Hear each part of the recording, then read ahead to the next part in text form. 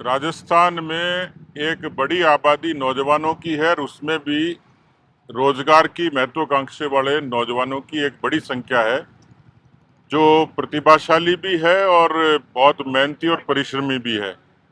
लेकिन राजस्थान में बेरोजगारी सर्वाधिक होने के बाद का जो दूसरा बड़ा चुनौती है वो है पेपर लीक। दो बड़े मुद्दे यक्ष प्रश्न की तरह नौजवानों के सामने खड़े हैं, पेपर लीक और बेरोजगारी। इन दोनों ही मुद्दों पर सदन में भी कई बार बहस हुई है और सड़क पर भी अलग अलग तरीके के सब संगठनों ने प्रतिकार किया सरकार का। भारतीय जनता पार्टी का युवा मोर्चा कल अगुवाई करेगा उस प्रदर्शन की जिसमें पेपर लीक और बेरोजगारी पर सरकार से जवाब मांगा जाएगा। कोशिश ये है कि जयपुर के संभाग के और आसपास के विधानसभाओं में फोकस किया है। 19 विधानसभा जयपुर के और निकटवर्ती 55 कुल मिलाकर विधानसभा, जिससे बड़ी संख्या में हर तबके का 36 कौम का नौजवान आएगा और इस पेपर लीक पर सरकार को जगाने का, सरकार से मांग करने का और सरकार को प्रतिकार करने का काम करेगा। एक नौजवानों की अनुशासित संख्या उसमें आएगी। मुझे लगता है कि सरकार के खिलाफ ये अब तक का सबसे बड़ा प्रदर्शन होगा। इस तरह से विधानसभा के अंदर सरकार को घेरेंगे और बाहर प्रदर्शन करेंगे, क्योंकि स्ट्रेंथ तो भीतर भी चाहिए आपको। देखिए, क्योंकि सदन में तो खैर चर्चा काफी बार हुई है, बजट के भाषण के दौरान भी हुई है, राज्यपाल के अभिभाषण के दौरान भी इस पर फोकस रहा ही है। सदन में भी जो हमारे विधायक है मुखर होकर इस पर बात कहेंगे और बाहर हम लोग इस काम के लिए लड़ेंगे। मुनिया जी, ये जो सरकार है ये मुद्दे के अंदर भेदभाव मदद जो सत्ता पार्टी के विधायक है उन्होंने ही आरोप लगाया है कि कन्हैया लाल के लिए तो 50 लाख दे दी है, दोनों बच्चों को नौकरी दे दी और खाटपिका के अंदर है वो इतना कम मुआवजा दिया है।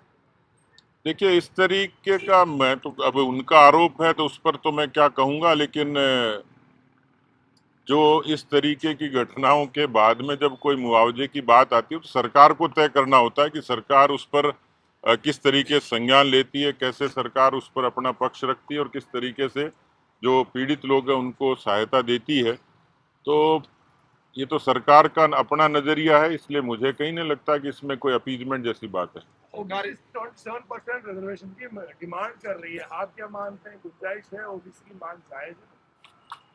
देखिए, क्योंकि हम लोग पार्टी के अनुशासन की और रीति नीति की मर्यादा से बंधे हुए हैं, पार्टी के फोरम पे आरक्षण के बारे में पार्टी की राय क्या, इसके बारे में कोई चर्चा हमारी हुई नहीं है। पब्लिक डोमेन में सामाजिक संगठनों की तरफ से इस तरीके की मांग उठती रही है, लेकिन उस मांग पर पार्टी का क्या पक्ष है इस पर हमारी चर्चा नहीं हुई। एक तरफ सरकार कहती है कि शहीदों को सम्मान नमन और घोषणाएं भी कराते हैं मंत्री, और दूसरी तरफ शहीद वीरांगनाएं यहाँ 4 दिन से धरने पे बैठी हुई है, मामला भी उठाया लेकिन कोई सरकार संज्ञान नहीं ले रही। सरकार ने सदन में जब ये चर्चा आई थी तो इसको बहुत ही ये तकलीफ का काम हुआ कि उसको ठीक तरीके से सरकार ने सुनने की भी मंशा नहीं जताई।